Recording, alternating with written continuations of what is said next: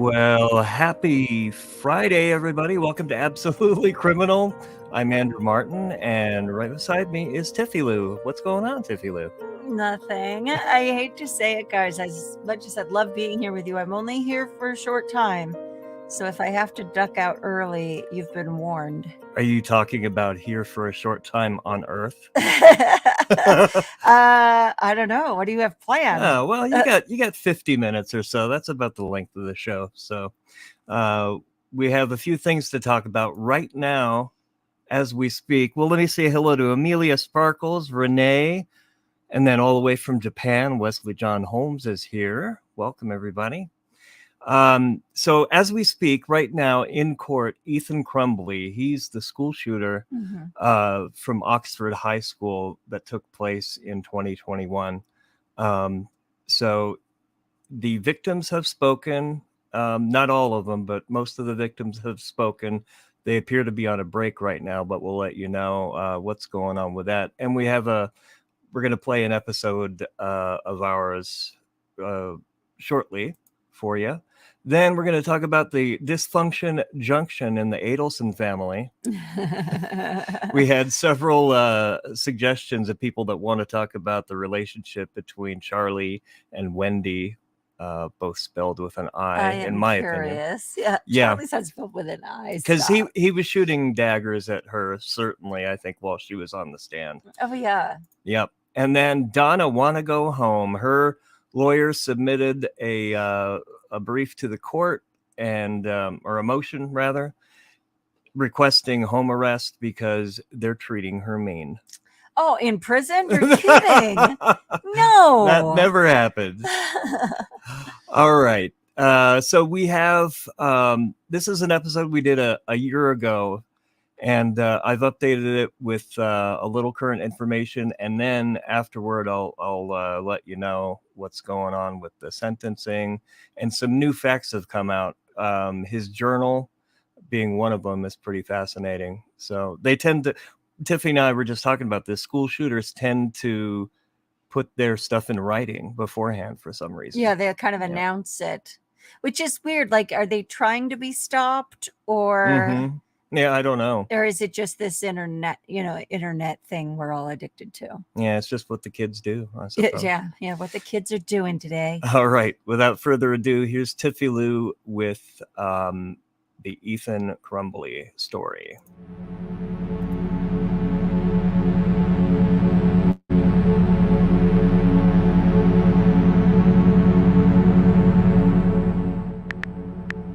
November 30th, 2021. Jennifer Crumbley sent this text to her son Ethan just 31 minutes after a gunman shot 4 of his teenage classmates dead. She had been at the school earlier that morning because Ethan's teacher discovered a disturbing drawing in his desk. While not an outright threat, several concerning phrases were written amidst illustrations of a gun and a bullet. This is the developing account of another familiar American tragedy that could have been prevented in so many different ways. And this is absolutely criminal.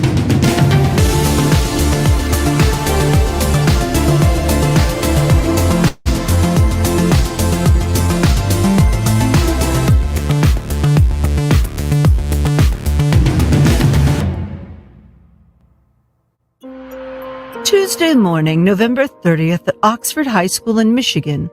Located in a township of the same name, Oxford enrolled about 1,600 students last year, including 15-year-old Ethan Crumbley.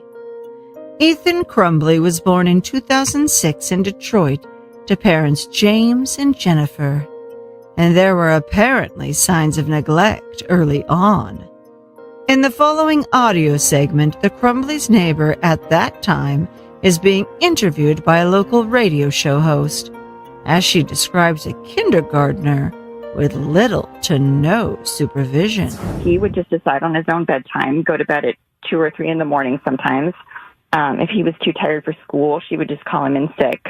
he was watching horror, like pretty serious horror movies with his parents, even at 5 years old, things like Saw. He would play first-person shooter games like Call of Duty, and that was perfectly fine with them. We found out that they had guns in the home, and they weren't comfortable telling us how they were secured. And then we found out they just weren't secured. He was essentially being treated just like another resident in the house and not a child that needed structure and rules and protection. We became increasingly concerned. We never did allow our son at their house without us. And I was really kind of relieved when they moved away, but it was almost like he was being desensitized to feeling painful things or stressful situations. As the shooter emerged from the bathroom and ambled down the crowded hallway, he discharged his weapon. Just as students began to realize the situation and ran for it, Ethan allegedly continued down the hallway at a methodical pace and shot inside classrooms and targeted students who were trapped. Even before the haze of fear and confusion faded, 4 students lay dead or dying. Tate Meyer was an honor student and a standout football player at Oxford. By all accounts, he died while trying to disarm the shooter. He was just 15 years old. And there he was on Saturday, taking a photograph with his life in front of him, not knowing that just a few days later he'd be facing a gunman in his own hallways, a fellow student of his, pointing a gun in his direction, and him, by all accounts, trying to take that gun away from him, and that cost him his life. Hannah St. Giuliano was the youngest victim at age 14. She wanted to play basketball at Oxford High School and was remembered by friends for her kind heart and silly personality. Hannah was an amazing, sweet, kind soul. A wonderful representative of humanity. What humanity should be. That we look out for each other and care for each other. Justin Schilling was on the bowling and golf teams at school. He was a star student, a loving son, and his organs were used to save other people's lives that day. He was 17. Every night that he was here, I would have his guests pull me aside and tell me how amazing of a job he did, how great he was with their kids. Owner Matt Kirshner says Justin was one of 3 Oxford students working here. Justin even had his senior pictures taken inside the diner, where he shared his gift of gab and a contagious, bright smile. Every time I saw Justin, he always found a way to make me smile and make me laugh. Madison Baldwin was expected to graduate this year. At 17, she was the eldest of 4 siblings and had been accepted into several colleges. Her grandmother says losing her so suddenly and so soon has devastated their family. I'm just glad that we all got together for Thanksgiving. Just today, we were talking about all the things that are just planned for this coming weekend, and hundreds of thousands of people that have reached out already. That she was an important part of their life and touched them already. When Jennifer Crumbley sent that dubious text message to her son, a muck had already run at Oxford High School. Police say her son walked with a deliberate pace down the halls with an intent to kill, aiming towards the heads and chests of his schoolmates. With each pull of the trigger, they say, Ethan made permanent decisions for unsuspecting subjects. Even before the life-changing chaos of this year, it appears all was not well in Kingdom Crumbley. James and Jennifer each had a small criminal history consisting of DUIs and petty crimes, resulting in misdemeanors. Jennifer wrote a bad check for a couple of $100. James was behind on child support for 2 different women. They're also accused of spending long hours in the evenings tending to their horses.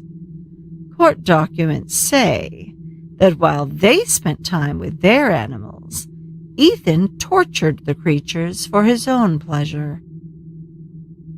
Ethan was busy making plans, and his parents were too busy to notice. If the filings are correct, Ethan Crumbley had this massacre planned for some time, and obtaining access to the gun was the final hurdle he needed to clear in order to provoke havoc at the high school. That gun was a Sig Sauer 9mm handgun, and there were 3 15-round magazines. The weapon was purchased on Friday, November 26, 4 days before it was used. Police contend he pulled the trigger over 30 times, meaning he had to reload at least once. 30 rounds were shot at or into living, breathing, innocent people. 4 lives were ended, 7 people were wounded, and countless spirits were crushed that day as the news trickled through family grapevines. On the day before the bloodbath, the troubled teen was allegedly spotted by a teacher browsing ammunition on his phone. Unfortunately, Ethan didn't need more ammo. He already had the firepower he needed to carry out his demented intentions. As the planned attack grew closer, Ethan grew more careless.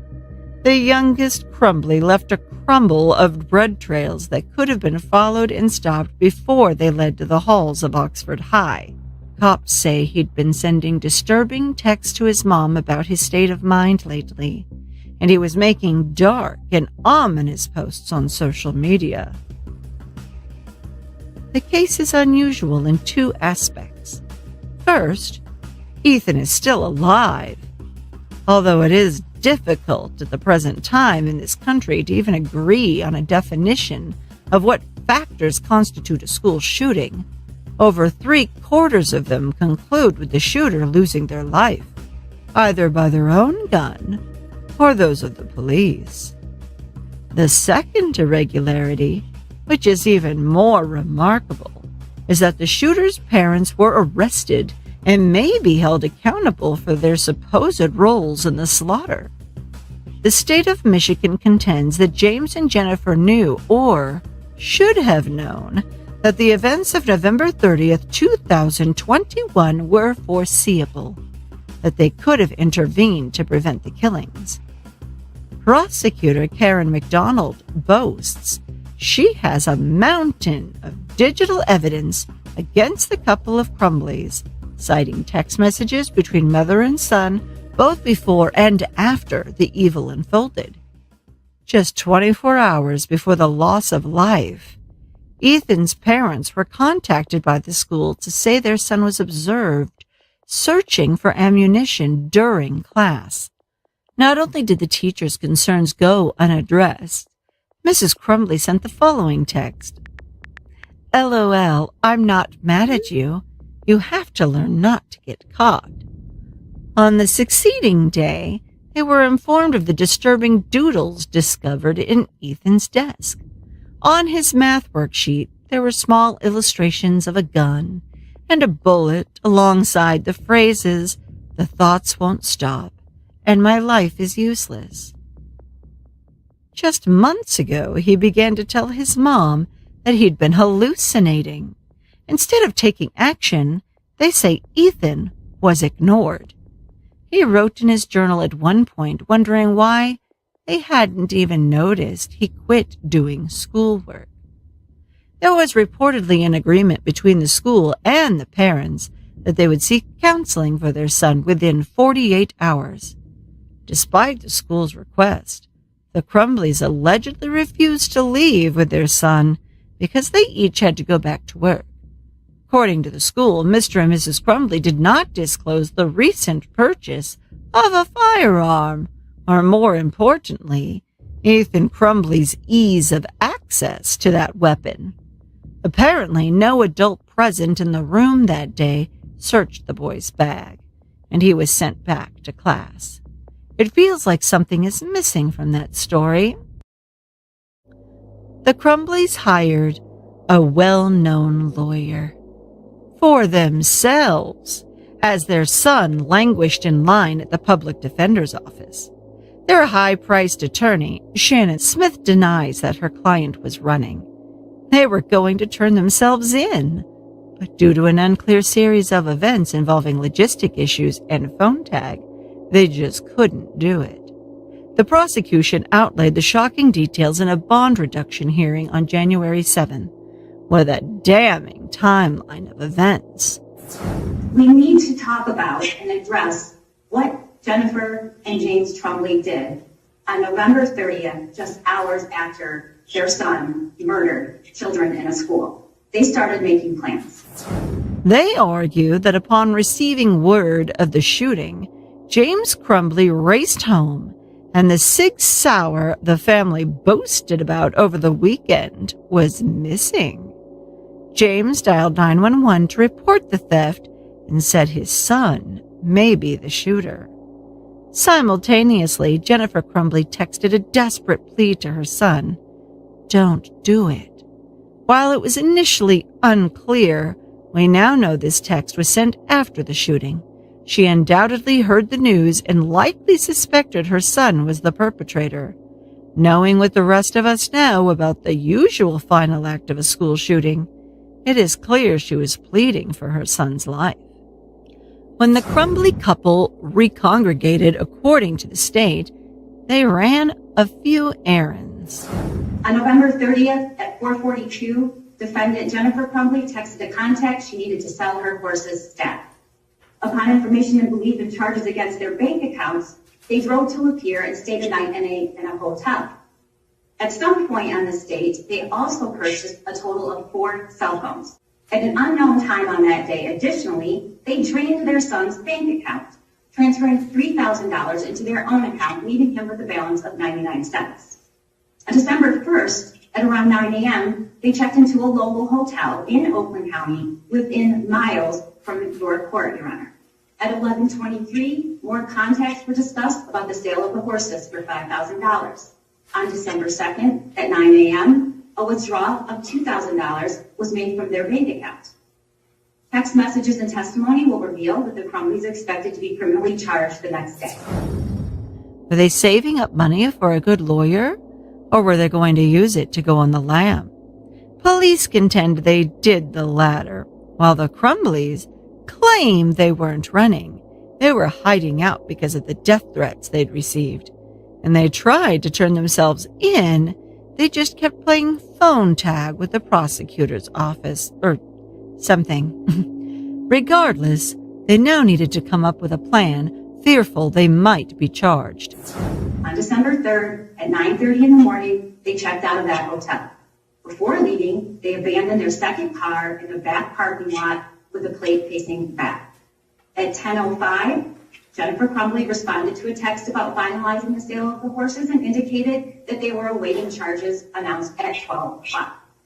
At approximately 10 o'clock, she called Andre Sikora and said they needed someplace to sit while decisions were made. They had nowhere else to go. They talked to their friend, Andrzej Sikora, who had heard about the murders and wanted to ask if they were okay. Sikora, owner of an art gallery in Detroit, says he was unaware of any charges against the couple, and when informed his friends feared for their lives, he granted them access to hide out in his studio. And there, the Crumbleys cowered for the night, and most of the next day, mixing vodka with orange juice they sent their friend out for. On the night of December 3rd, police received this 911 call from a citizen who spotted the couple's car. Detroit 911, what is the address of the emergency? 1111 Bellevue Street. Tell me exactly what happened. The people who, the parents of the shooter that are running away, they're here. Sir, I'm not sure what you're referring to. You have to be more specific. Okay, so the Oakland shooter, the kid, has the 2 parents that are on the run right now. And I just went to go park my car and switch it around at my office. I'm at my office. And there was a Kia that looked like their car. And I walked around and checked the license plate. And it's their car, and the woman is here. The woman is where? sitting next to her car in the parking lot. James and Jennifer Crumbley were found hiding in the basement of their friend's commercial building and were taken into custody. By the time the dastardly dust had settled, the Crumbleys had allegedly amassed $6,600 in cash, 4 burner phones, 10 credit cards, and gift cards, because they were on their way to turn themselves in. Each individual student woke up that morning with their own plans. They did go through their days as usual, except this time they were delivering their final words to their friends. They didn't know it yet, but they were busy texting their last jokes, waving final goodbyes to friends, and drawing their last breaths. What gave someone the right to conclude their stories? Above all else, Tate, Hannah, Justin, and Madison just wanted to go home to their families that night. Families that would give anything for an alternate ending to this unimaginable day. Loved ones that are left to somehow pick up the pieces of their own broken lives, all because of a mentally unstable kid with access to a gun. Yet again.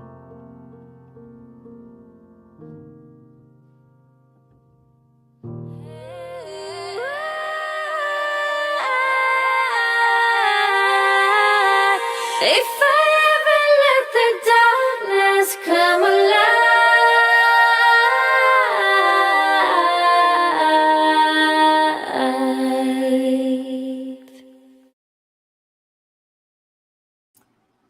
All right, and that is today. Currently, Karen McDonald, the prosecutor that you saw in the episode, has just finished addressing the court, and it looks like there's some more victim impact statements. So probably won't happen while we're live here, but yeah, check it out if you're interested. And let's see, a few new things have come out about his journal and his disturbing drawings. He wrote, "I will kill everyone I see. I will cause the biggest school shooting in Michigan history." He wrote about having zero help for his mental problems, which It's true. That's pretty accurate. Yeah. Which he believed was leading him to, quote, shoot up the effing school. In some entries, Crumbley asked for forgiveness from his parents, stating he's not trying to hurt you by doing this. I have to do this, he wrote. He also described what he wanted to do to students at the high school, including finding a pretty girl to shoot in the back of the head and targeting a full classroom. He planned to keep shooting until police arrived, then surrender and plead guilty. He repeatedly noted that he would be spending his life in prison, wondering what it would be like. And he made a list of items to bring on the day of the shooting, including a pistol, extra magazines, Molotov cocktails, a hat, a mask, and more. I don't think he brought the cocktails, but definitely brought the gun, unfortunately. And 4 students lost their lives, and then we heard from a couple of the injured ones today and how that's affected their lives. Yeah, I can imagine. Forever. It's really sad because, you of course have a natural anger towards Ethan, just because of what he did. But at the same time, you really kind of feel pity for him too. Yeah. Because he knew something was off. He knew something was wrong with him, and his parents weren't getting him the help he needed. Yeah, I mean, he wasn't treated like a child. Like, there was an interview of one of their friends, it's in the full episode, that said he was treated just like another adult in the house. No supervision. He came and went, slept and ate when he wanted to. And I mean, that's probably every kid's dream, but in reality, that's why we don't do he that. was ignored. So anyway, moving on. We'll let you know what happens with his sentencing. Junction. This reminds me of like a Where's your function? Yeah. Thank you. We should make a parody of that, possibly. But we're talking about Wendy and Charlie and their relationship. It seemed to me that when Wendy was on the stand, Charlie was shooting her daggers. Now, was he, or were you looking for that? Were you hoping for it? I guess I was looking for that, but we did a poll, and a lot of people think that Donna will flip, but we're going to talk about her in just a minute because she's in solitary confinement and complaining about her conditions. So what do you think, Tiffie Lou, about the Charlie and Wendy relationship? He gave it all for her, literally. I mean, he's losing his life. Does he turn on her now? I don't know. He doesn't seem to be having as much trouble with prison as his mom is, though. Yeah. You know, she's like freaking out over everything. Yep. You know? But now mom is in jail and they can't have their little phone calls. Yeah. You know? I don't know. Yeah. I don't know if she'll flip, though. And what could they really offer Charlie? I mean, he's already been, he hasn't been sentenced. Not sentenced, but right. I think the judge only has one choice, is life without parole. So I guess they could offer him better conditions. You know, I don't know. At this point, though, he has nothing to lose. Mm-hmm. Like flipping. Nothing to lose at all. Nothing to lose at all. He might as well try to see his sister go down for it, too. Right. You so know? I wonder if he'll reveal some bombshell information that we don't know yet. Yeah. Yeah. And a lot of people in the comments think Wendy is the true mastermind. Really? Yeah. That it's not the godmother situation with Donna. Right. Like she's the silent partner because she knows nothing, of course. They did this all for her. Yeah. You know, or they didn't do it all for her because her family wasn't involved or something. I don't know what her, story is. But she definitely delivered some damning information about her brother. Well, I mean, obviously, just look at her little ex-boyfriend interview, Yeah. She couldn't keep her mouth shut either. Yeah, it didn't help. Detailing all that stuff. All right. So Donna Adelson, her attorney submitted a emergency motion to enjoin the jail for an independent psychological evaluation or release to house arrest. So he said that he wants her placed in a different unit where she can properly prepare for trial and speak to her family. Alternatively, she requests to be released on house arrest coupled with standard conditions of pretrial release, and in support of thereof states as follows, and we'll give you the reasons he gives. She was caught trying to leave the country. Right. When you do that, you lose any argument for this kind of plea. She had a one-way ticket to Vietnam. I don't understand how she thinks this is gonna go. Yeah. Well, yeah, I would hope that they wouldn't let her out just because of that, So the attorney goes on to say in this motion, while Donna has been charged with a crime, there is a presumption of innocence in this country. Donna is entitled to a fair trial, has a right to counsel, and has a right against cruel and unusual punishment, which is all true. But he says to date, all of Donna's rights have been violated despite the presumption of innocence in place. He said Donna was placed in the psychiatric unit because of the charges against her. She was placed in an isolation cell with a small sink, mattress on the floor, blanket, and a toilet. Donna did not have access to any clothes, cups, silverware, books, blankets, or toiletries, and was only permitted to shower once. She was in a turtle suit under watch. And I mean, she's talked about killing herself. Right. So it's like clearly they've got to take all of those things into precaution when they hold her. Exactly. Hey, Tennis Girl 101, welcome. Glad you're here. We're going over the emergency motion filed by Donna's attorney. Says they're treating her meanly. Another thing he outlined, this is from the motion, her transporters placed her in the back of the transport vehicle with no water. So this was a journey from Miami to Tallahassee. How far of a drive is that? I'm not familiar with Florida, really. Alexa, how long does it take to get from Tallahassee to Miami? From Tallahassee, a Oh, About 7 hours. hours. That's Yep. a long drive. Yeah. Oh. So the attorney said 4 to 5 hours into the trip, when she was trying, they said Donna was trying to get the attention. She needed water and a restroom stop. Approximately 4 to 5 hours into the trip, when the officers finally checked on her, Donna was shaking, dehydrated, and unable to stand up or move. As a result, the officers called the paramedics, but she's back in jail, so I assume she was fine. Yeah, it sounds like she's fine. I've gone a few hours without water, you know? Yeah. I don't know how to feel about that. I guess they should have let her go to the bathroom, but usually they don't have. Yeah, I don't know.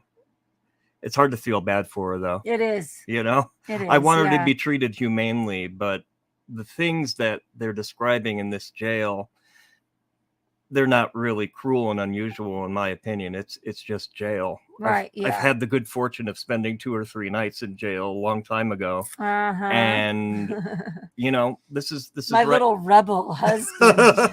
Well, it was the drunk tank, and fortunately, I don't do that anymore. But the conditions are what they are, and you don't. And that's why we don't want to go there. And that's why we don't want to go there, Yeah. right? It's not a vacation. Yeah, it's not a Hilton, guys. It's Yes, prison. You get your food. It says she has requested a book or Bible, but has not been given anything, and has been forced to eat her food with her hands. Not allowed to have utensils, I would guess.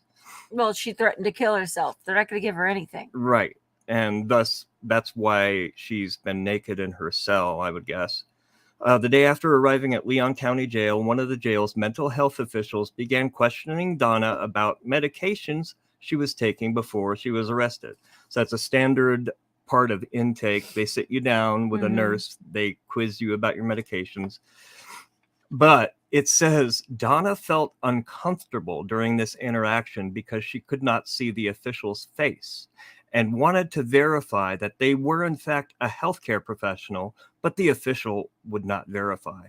When Donna made her concerns known, the official told Donna that Donna is just a fancy white lady who murdered her son, I mean son-in-law, and now thinks she has rights. Said the official joked outside of her cell and said Donna will learn that a fancy white lady murderers have no rights here. And then he supposedly turned to Donna and said, do you see where you are? And do you see where I am? I'm out here because I'm not a murderer. Okay, certainly not nice. Yeah. But and supposedly could- presumed innocent till proven guilty. So right. Yeah. So jumping to conclusions there, although I could totally see that happening. That sounds plausible to me. Yeah. The thing where she wanted to see this health professional's credentials. I mean, who did she think? Like, did she think just somebody random was asking her about her medications? Right. Yeah. And then, so consequently, she didn't get her medications right away. And it says, since that interaction, some of the jail staff had treated Donna with cruelty. She has sometimes denied her necessary blood pressure medication, and she has been prevented from showering for days at a time. I'm sure the showering thing is true. I hope they wouldn't deny her blood pressure medication. I don't think they would. In the 15 days that Donna has been at Leon County Jail, she has only been permitted to call her husband once for approximately 5 minutes while guards stood watch. It was only with the help and intervention of the state that this call took place, and Donna has not been permitted to call her counsel at all. Okay. You know, we know from Sarah Boone that things don't move very quick in the court systems of Florida. And no different. You're not the from, only prisoner, and you're not your lawyer's only, Yeah. client. You know, obviously she should be allowed to contact her attorney. I'm not sure what their rules are. You can't just make phone calls anytime. There's a certain time designated for that. Right. It says Donna is becoming weaker and weaker every day because she does not have phone access. I heard somebody say as well that she was denied kosher food. I've heard two things. I heard she was choosing to starve herself, and I also heard she was only starving herself because she was denied kosher food. But from what I understand, she wasn't exactly a very good Jew to begin with about the kosher thing. Well, yeah, neither was Wendy. They didn't give a damn about Danny's kosher beliefs when he Yeah, was alive. so I'm kind of like, Making fun why of- is that an issue for you? You know? Yeah, they even made fun of him for that, you know? So Renee says she better get used to being uncomfortable. I know. That's for damn sure. You know, she's being treated like any other. Well, for the most part, I think she's being treated like any other inmate, Yeah. aside of the murderer comments and all that BS. But that's just part of. But who knows? Maybe that's common, Yeah. you know? Yep. I'm loving the prison screw. I think screw means a CO, right? Like a Yeah. Glad we aren't the only one. Oh, let's see. There we go. Tennis Girl 101 says somehow I don't feel any sorrow for her. And that's the thing. I don't think really anyone does, clearly. Yeah. Except for herself. Charlie's on tape ordering kosher lobsters poolside. Huh. Okay. Yeah. I didn't know. I guess they could be prepared in a kosher way. Lobster, though. Mm-hmm. I mean, if we're going to go with Old Testament, isn't that not a Jewish food? They can't have shrimp or lobster. I have no idea. You don't know. I don't know at this point. Let us know in the comments of our ignorance. Yeah, we're not Jewish, so we're just shooting it. Yeah, we don't know what we're talking about. All right, and in the Ethan Crumbley sentencing, it looks like another victim impact statement is being read right now, and I think the judge said he intended to sentence today, but it's going on pretty long. So we'll keep you up on that. Faith in the Unseen One says no, they're absolutely not. I guess allowed to have shrimp and seafood. No, they are. No, not. she says They're absolutely not allowed. not. That's what I thought. She grew up kosher. Yeah. So that's a kosher lobster. That's weird. Okay. It could be faux lobster, maybe. I can't wrap my head around such a high-achieving family doing this. They are truly effed up. Charlie had everything. I mean, flashy dental World practice. was an oyster. Right. He was ugly, but women loved him anyway. No, he was loaded. That helped. Yeah. To be fair, he was better looking when he was younger, and he didn't have that Krusty the Clown hair. I know. You know? How on earth is Donna expected to eat her mac and cheese with her hands? Dude, you just hold it up and slurp like a bowl of soup. Yeah, it'll come out. You can do it. If you're hungry, you'll eat. Yep. You know? Yeah. So we'll let you know what happens with this motion in court. And there is some slight Sarah Boone news, and maybe somebody can clue me in because I was a little bit confused. There's a new judge listed for her. That's what you were saying. Yeah, it's no longer Wayne Wooten. No more Wooten. Yeah. So she's still scheduled to be tried in January 2024, but we haven't heard a peep from her. Yeah.